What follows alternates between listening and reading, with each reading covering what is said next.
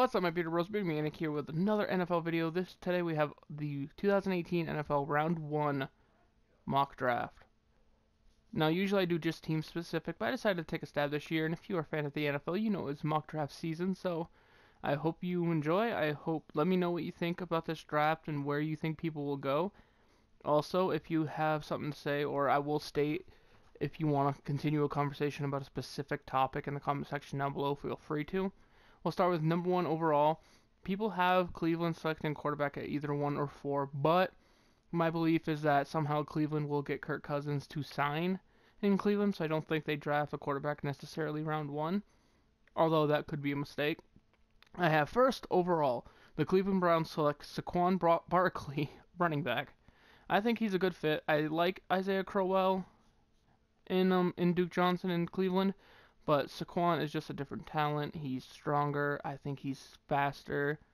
He'll give that offense a little bit more power. They have a decently solid offensive line, so a running back that can average over 4 yards a carry would be tremendous in preventing 3-and-outs, which the Browns do struggle. And if the Browns don't get Cousins and they don't draft a quarterback, it will help the development of the young quarterbacks there.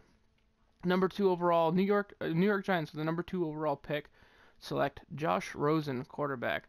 Now, I personally have Rosen ranked as the highest rated quarterback in the draft. A lot of people say Baker Mayfield is good, and he is. He has extreme talent. I'm not going to say he has extreme off-field issues. He really doesn't. He has some maturity issues, but he was in college, and a lot of college students have maturity issues. But I have New York selecting Josh Rosen. I think he fits their system more. I think he can learn a lot under Eli Manning. I like his potential, and I think that's something that Shermer is going to be extremely interested in. But we'll be interested to see. And third overall, the Indianapolis Colts select Mike McGlinchey, offensive tackle. Now, this is interesting here because a lot of people have the Colts selecting, I believe, Bradley Chubb, an edge rusher, or someone like that to help the defense. But I believe the top priority for Frank will be to protect Andrew Luck. Andrew Luck's major issue is he gets beat up way too much. Way too much. There's a lot more holes the Colts need to fill, but I believe offensive line has been one of the most important issues on the team in recent years. So even if they don't draft Mike McGlinchey to fill up a tackle role, he could fit in at guard if coached well enough.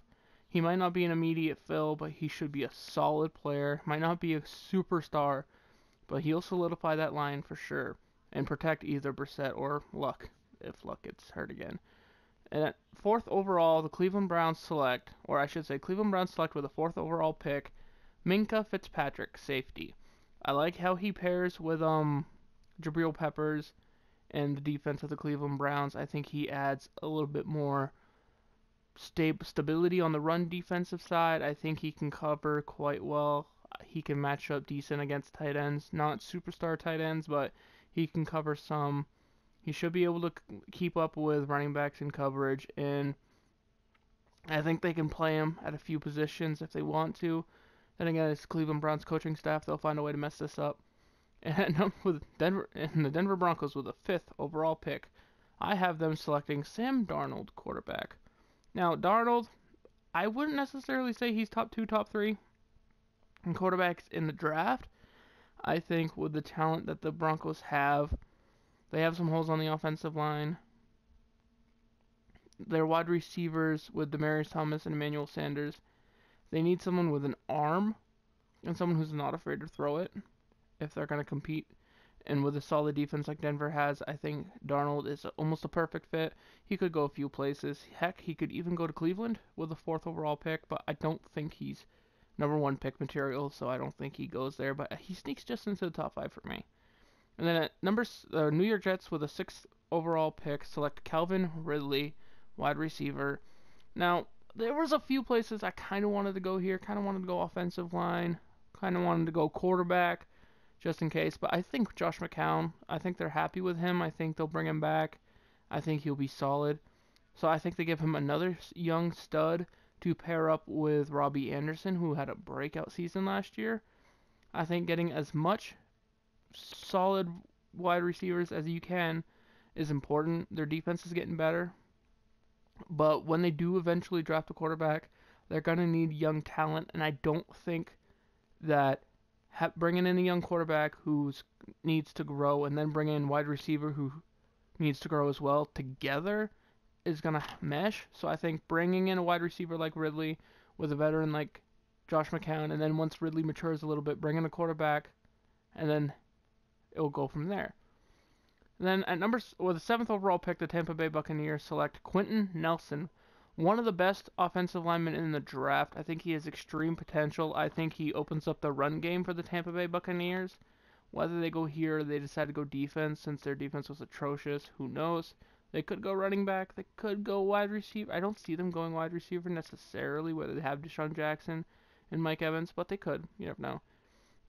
Could always use depth at wide receiver, but with a 7th overall pick, I think offensive line is a more important issue there. And with the 8th overall pick, the Chicago Bears select, or I have the Chicago Bears selecting Courtland Sutton, wide receiver. I think he adds a presence in Chicago that they drastically need. Mitch Trubisky needs a number 1 wide receiver or even a high number 2. They have a solid running back with Howard. Their defense is getting better. They need more deep threats. They need faster wide receivers. They need better wide receivers. So hopefully Sutton's that diamond in the rough. He might take a year to mature and get better, but still, I think he's a perfect fit for Chicago.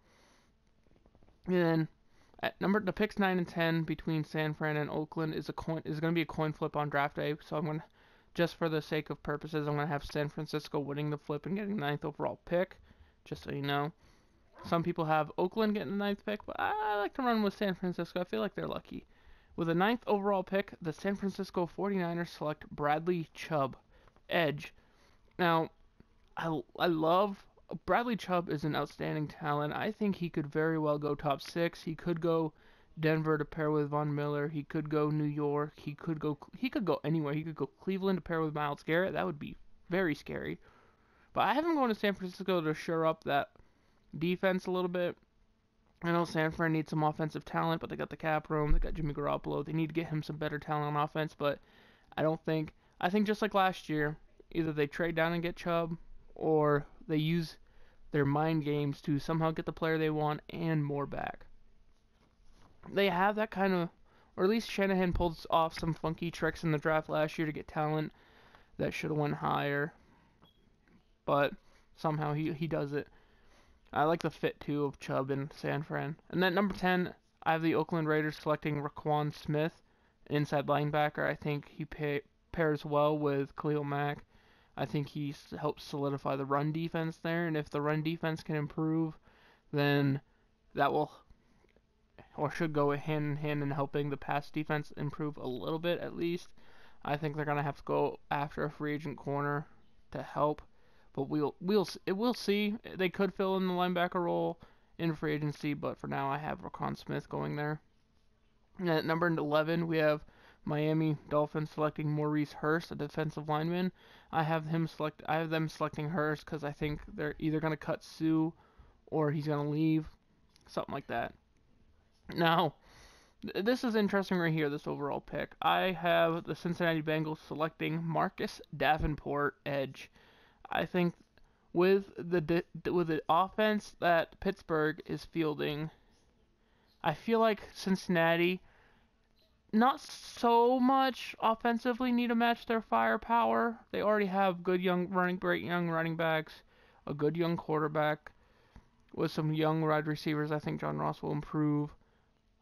But I think the reason why the Cincinnati Bengals don't go after an offensive lineman like a Brian O'Neill or Orlando Brown is because somehow they lure away Nate Solder from the New England Patriots after failing to retain the offensive lineman they needed last year. They make up for it this year. At least I hope so. But Marvin Lewis is a walking shell of disappointment. So even if they don't sign an offensive tackle, they could very well go Marcus Davenport anyway. It seems that they love defense, and he is a good talent. And I have a surprise here. Washington Redskins at number 13 selecting Arden Key, another edge player. I think he solidifies a solid defense that was ravaged by injuries, and he he at least provides a presence that can stop the run game of, or not stop it, but help stop the run game of the Dallas Cowboys and the Philadelphia Eagles, which is something that the Washington Redskins direly need. And with Alex Smith, he should be able to do enough on offense to at least keep him in the game, but it's hard to tell. They could very well go wide receiver here. And at 14th overall, we have Green Bay Packers selecting James Washington, wide receiver. In the next couple of years, I know either Jordy Nelson, Randall Cobb, or one of the other wide receivers from the Packers won't be around. So I think they draft another weapon for Aaron Rodgers now, just for the fact that they won't. If he pans out and he does really well, they won't have to spend so much cap room at wide receiver. I think it'll help out. I could see him drafting a lot more here. They could draft, after seeing last year, they could draft an offensive tackle. They could draft a defensive lineman. There's a lot of needs for Green Bay, but I think wide receiver is a solid option. At number 15, no surprise here, I have the Arizona Cardinals selecting quarterback Josh Allen. Now, I like this pick. No more Carson Palmer. Larry Fitzgerald is coming back, so he has a solid, reliable wide receiver already. He has a good running back with David Johnson. I could see Arizona reaching and selecting a Lamar Jackson type to pair with David Johnson, which could be dangerous. But I think Josh Allen is solid. He needs some work, but we'll see more at the combine. I think he's the type of guy that Arizona could use, and I think he could use Arizona as well. A good team and a good franchise. Then at number 60, I have the Baltimore Ravens selecting Brian O'Neill, offensive tackle. Now, I debated this pick in my head for about 30 minutes. I don't think the offensive tackle is a dire need for the Baltimore Ravens, but when you have rushers in your division like a Vontaze Burfict, like a TJ Watt, like a Myles Garrett, I think solidifying the offensive line will help Joe Flacco prolong his career even more. I think it'll help out the running game. I think he's a good pass blocker too. I think that'll help the offense that was so stagnant at the beginning of the year. I think he's a solid prospect. He could be a 10-year starter. He might not ever be a superstar, but I think he'll be a solid 10-year starter, possible Pro Bowl candidate here. I have high hopes for him, and he could go a lot higher, especially if someone who needs an offensive tackle notices that they're starting to go. They could very well trade up and take him. But I'm not going to do trades just for the sake that'd be too complicated. And at number 17, my first possibly surprise pick of this draft, I have the Los Angeles Chargers selecting quarterback Baker Mayfield. Now, Phillip Rivers is still playing at a high level, but I think if Baker Mayfield is to go to the Chargers, it gives Phillip Rivers an extremely solid backup. I think he's a great young talent. He's a little raw, which I think going to Los Angeles is perfect. He can learn under Phillip Rivers. He can groom his talents, and after a couple of years, either Los Angeles lets Phillip Rivers go, because honestly, Phillip Rivers is of the 2004 draft class, so a 14-year career for a quarterback is really good. I think he only realistically has a few years left, and I think Baker Mayfield, given a couple of years behind Phillip Rivers, will be a solid starter for years. But he could go higher, he could go lower. It's one of those things. And then I have Seattle Seahawks selecting defensive lineman Vita Vea. Originally, I had Derwin James here, but I decided Vita Vea due to injuries and other stuff like that. I think he's also a cheaper option at the defensive line. I think he's a good, strong talent. I think he's a good run stopper. I think, given the technique that Pete Carroll teaches, he's a good fit. He's a good character guy, not too many issues. I like him. And then I have the Dallas with a 19th overall pick selecting Derwin James. Safety, one of the better talents left on the board. I think safety is a need for the Dallas Cowboys. I think the defensive backfield is a need for the Cowboys. I think it solidifies the defense. With enough coaching, if they have to, they could move him to corner. But I like him at safety. I like his run defense. He needs to polish it a little bit, but I think it's still very capable. I would prefer him to maybe get a little stronger, but he's still quite physical. I like it. And then I have at number 20. I have Matt Patricia, new coach of the Detroit Lions, drafting defense. Harold Landry, edge. I think he'll go edge talent. I think it'll be reminiscent of how Matt Patricia coached Chandler Jones in New England. I think he sees a talent like that. I like his speed, his athleticism. Obviously needs to work on his technique just a little bit. Then again, scouting combine, he's one of those candidates I see personally that could either rise at the combine or drop. It's going to be hard to stay stable around mid first round for him. And then back-to-back picks, 21 and 22 overall. Buffalo Bills select wide receiver Marcel Aitman. I think getting another wide receiver to pair with Zay Jones and Kelvin Benjamin is extremely important, especially if they can't re-sign Benjamin. I like his speed. I like his vertical. I like his athleticism. Good young wide receiver in college. Has a lot of potential. The quarterback issue in Buffalo is concerning, but I think they'll do what's right for him. And I think Aitman is one of the better wide receivers left on the board. It's not a huge need, but it would solidify that offense so much more in Buffalo, especially when you have the Dolphins with Xavier Howard and New York with Mays and Adams. The Buffalo Bills need a more potent offense. And to match the more potent offenses also in the division, I think with the 22 overall pick, Buffalo Bills select Denzel Ward, cornerback. I think it solidifies the defense. I think it's a perfect complement to Tre'Davious White. His playing style is nice. He's physical. He's strong. He's fast. He can get exposed, but I think it's something he can work on. I don't think he's going to be a top tier corner in the league, but I think he'll be a solid starter, surely. And it's funny because this is actually starts the run of corners for me in my mock draft. At number 23, I have the Los Angeles Rams selecting Joshua Jackson, another cornerback. Now, I think the Rams can select anybody here. I think they select Joshua Jackson. I think they need a corner. I think they need to solidify the defense.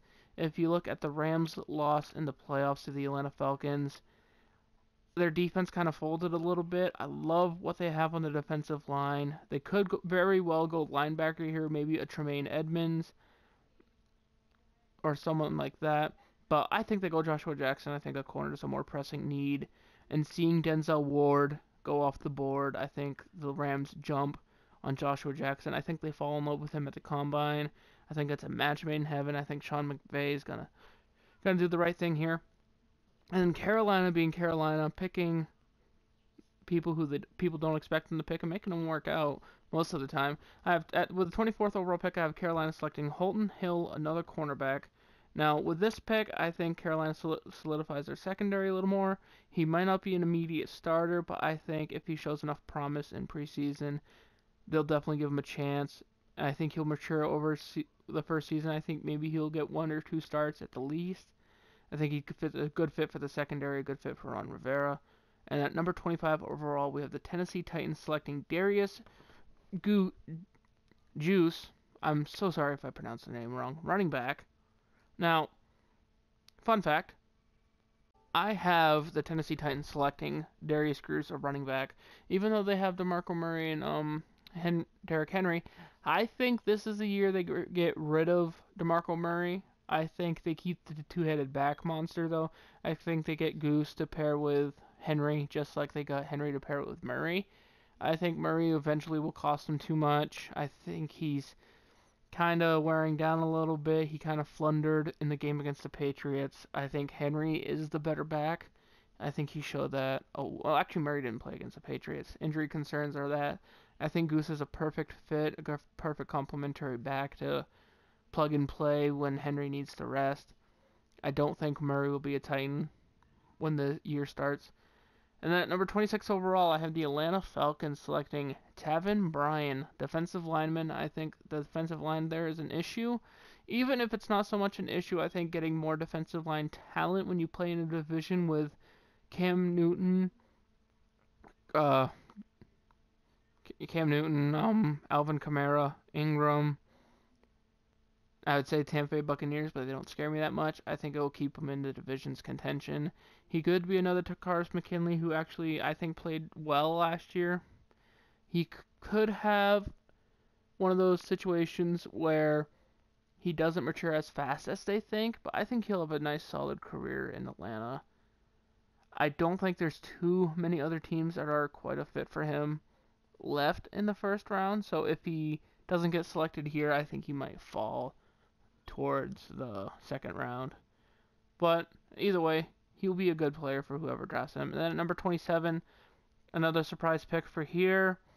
This kind of matches at least last year what happened with New Orleans trading trading Brandon Cooks for a first round pick and selecting a tackle, which I didn't think they'd select a tackle, but they made it work. I think New Orleans selects quarterback Mason Rudolph. I think with a few years left, Drew Brees will be out and retired, and it'll give Mason Rudolph enough time to polish his game, just like Baker Mayfield in LA. I think learning behind Drew Brees is possibly the perfect place for Mason Rudolph. And I think the offense and defense is pretty solid in New Orleans. I think if they don't go here, they could go a Tremaine Edmonds inside linebacker, or maybe an Ogbonnia Okoronkwo. Maybe. But I have them selecting a quarterback just to get a solid backup while they still can. And I would say they'd go Lamar Jackson, but I just don't think he's a fit for the system that they run. But you'll see in a second. At number 28, I have the Pittsburgh Steelers selecting Tremaine Edmonds, inside linebacker, with the injury to Ryan Shazier, as traumatic as it was and as heartbreaking as it is. Hopefully Shazier makes it back. If not, and even for this year, I think the Pittsburgh Steelers could use a solid run stopper at linebacker. He's not the greatest in coverage, but he could at least, with the defense they run in Pittsburgh, he could improve his skills enough to compete. You got to stop running backs like, oh my god, I'm drawing a blank here. I'm so sorry. You can stop offenses a lot better. It'll solidify their defense, which was a weak point against Jacksonville. And coming to playoffs, I think if they draft Tremaine Edmonds, he'll be a big contributor. Kind of like TJ Watt kind of did when he improved throughout the year last year. Then at number 25 overall, we have the Jacksonville Jaguars selecting Lamar Jackson, quarterback. I don't know if they re-sign Blake Bortles.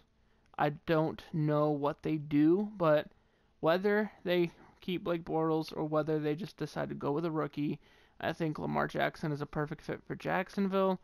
Pairing him with Leonard Fournette is scary and dangerous. Lamar Jackson's the type of talent to, even at the combine or before, he could definitely soar up the charts. But I think he's lower first round for me.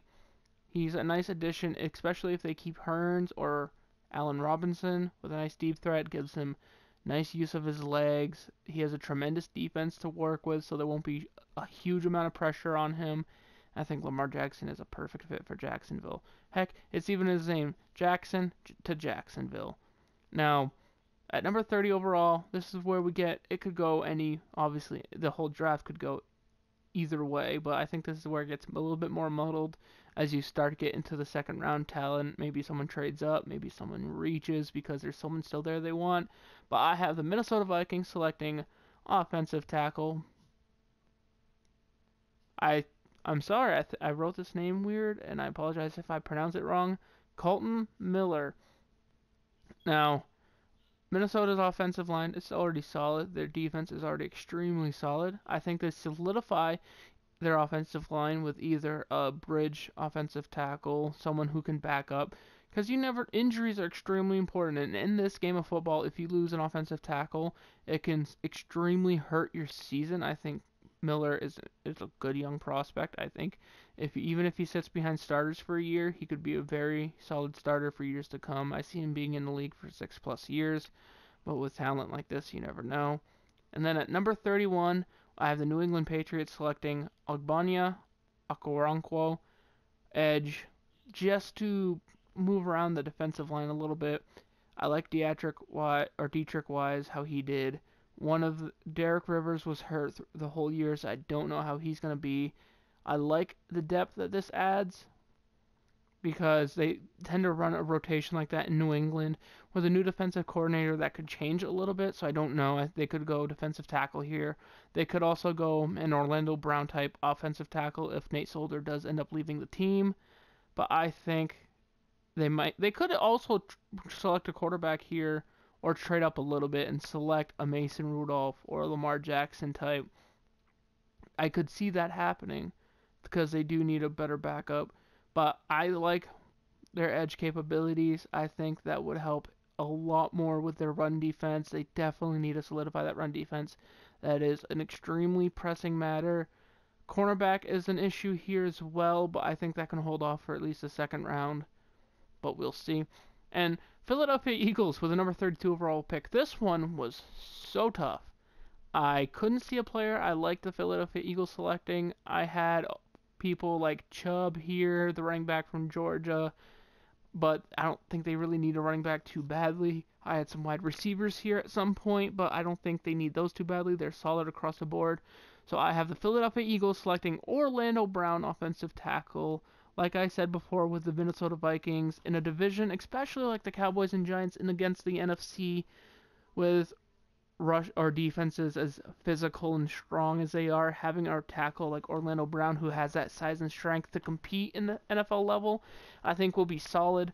Plus, especially with the injury to Lane Johnson, I believe throughout the year, or at least the general offensive line, he could be a solid backup at least for a couple of years before he's expected to start in case of injury. And the Eagles mastered that last year.